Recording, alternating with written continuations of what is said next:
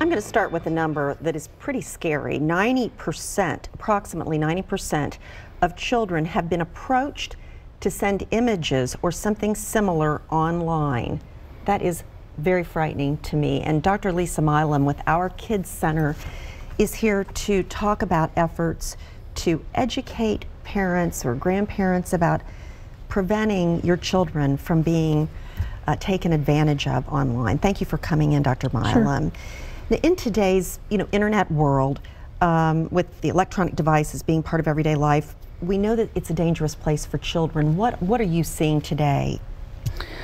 I think the primary message is when you hand your child an electronic device, whether it's a tablet or a phone or whatever, even gaming consoles, you have to understand you're giving every sex offender in the world 24-hour access to your child. And you're giving your child 24-hour access to pornography.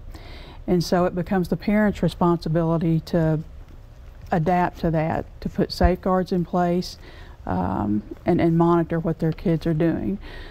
What we're seeing at the Our Kids Center, and I only have to look back to last weekend, within about 12 hours, we had 3 sexual assault victims that were the result of someone on Instagram meeting their kids, talking with them for a while, and after a few weeks was able to get the child to agree to meet. Mm-hmm.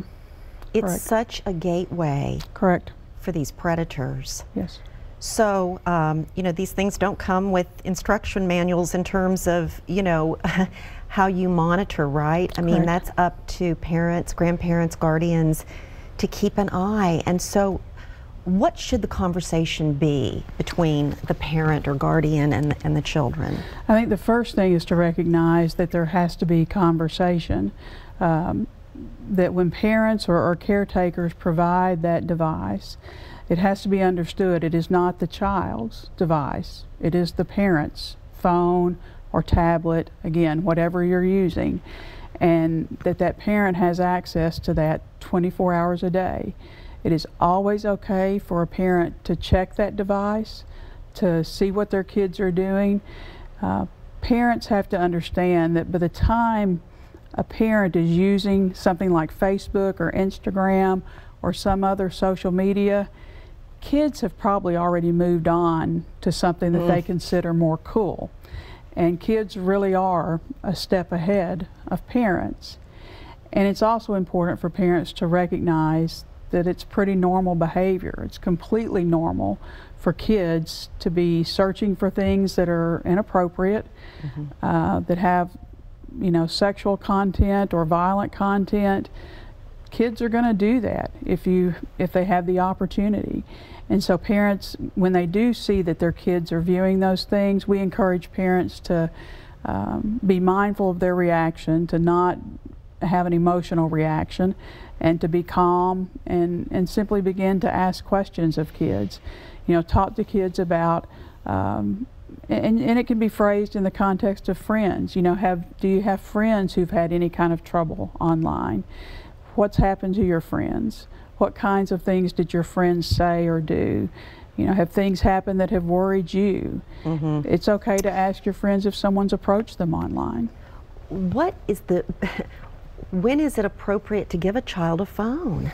I don't think there's a correct answer. I'm certain that's a hard one to there's answer. Not a correct answer. I know there's a movement in some places to think about at least not until the 8th grade. Many parents are long past that already. We've already given kids phones at age 8, 9, and 10. I think that the longer you can wait, the better. And there's not a correct answer, but I would say the longer you wait, the better. And there are controls, there's settings, correct? There are settings, and when parents begin to have their kids interacting with electronic devices, there are a lot of different websites. There are a couple I'll mention here, and our website at ourkidscenter.com has some specific information for keeping kids safe online, and so we would certainly push people to that website because it's going to be hard to remember what you might hear on a TV show.